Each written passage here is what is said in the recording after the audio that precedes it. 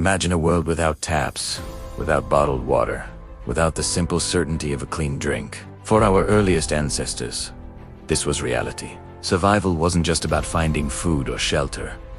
It was a constant, desperate search for water. But finding it was only half the battle. The real challenge, the one that would define the rise and fall of empires, was how to keep it. This isn't just a story about engineering. It's the story of how humanity secured its future, one drop at a time. We're about to uncover the ancient secrets of water storage. From the very first containers to massive city-sustaining reservoirs that were feats of incredible ingenuity. Forget what you think you know about the ancient world. The true foundation of civilization wasn't built on stone, but on water. Let's start small. Before cities, before farming even, nomadic groups had to be mobile. How do you carry water when you're always on the move? The first solutions were brilliant in their simplicity. They used what nature provided. Think of hollowed-out gourds, nature's own bottles, light and easy to carry, or animal skins, stitched together to create durable, flexible water skins that could be slung over a shoulder. These weren't just containers. They were lifelines, allowing hunter-gatherers to venture further from rivers and springs. Then came a revolutionary invention: pottery. Around 10,000 BC, people discovered that firing clay made it waterproof. Suddenly, they could create vessels of all shapes and sizes. This was a gift. For the first time, families could store a reliable supply of water right in their homes. It meant less time spent fetching water and more time for everything else. This simple clay pot was one of the first crucial steps towards a settled, civilized life. It allowed communities to stay in one place, paving the way for the agricultural revolution. As villages grew into towns, and towns into sprawling cities, individual pots and water skins were no longer enough. The demand for water skyrocketed. You needed water for thousands of people, for livestock, for new industries like metalworking and textiles. And most importantly, you needed it for agriculture during the long, dry seasons. This is where human ingenuity took a monumental leap forward. We see the birth of the reservoir. In ancient Mesopotamia, the Sumerians built extensive canal systems that diverted river water into large, man-made ponds. This wasn't just storage. It was large-scale water management. Over in the Indus Valley, the city of Mohenjo-daro featured the Great Bath, a massive, waterproofed brick tank that likely served ceremonial purposes but demonstrated their mastery of hydraulic engineering. But perhaps the most stunning examples come from the Romans. They are famous for their aqueducts. But those aqueducts had to lead somewhere.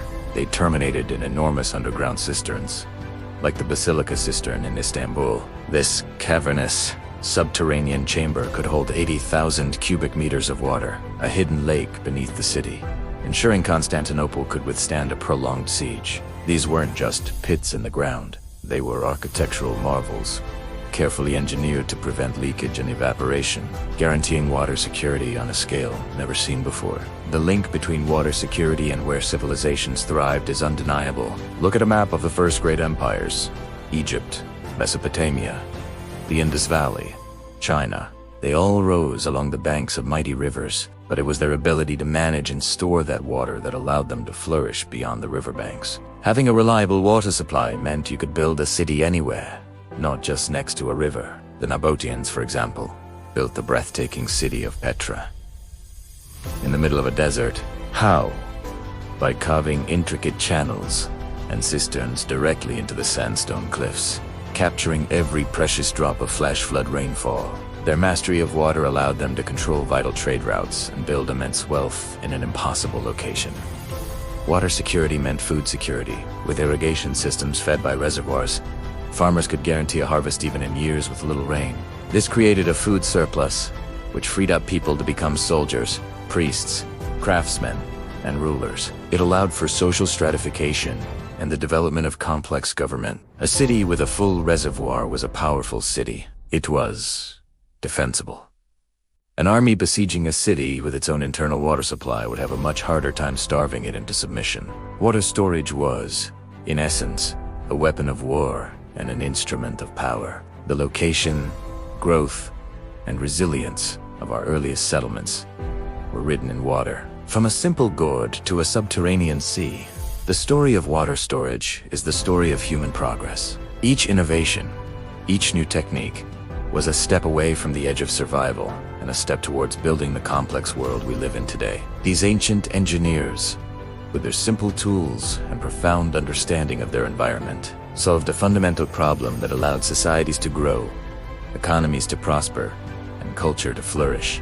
They built the invisible infrastructure that supported the grand monuments we admire today. The pyramids are incredible, but they stand on a foundation of grain, grown with water from canals. The Colosseum is a marvel, but it was part of a city sustained by water from aqueducts and the next time you turn on a tap, take a second to think about this incredible journey. That simple act is the result of thousands of years of trial, error, and breathtaking innovation. The challenges have changed, but our reliance on water is as absolute as ever. Understanding their solutions helps us appreciate the fragility and importance of our own water systems. Thanks so much for watching. If you found this journey into the past interesting, please hit the like button and subscribe for more stories about how our ancestors built the modern world. See you next time.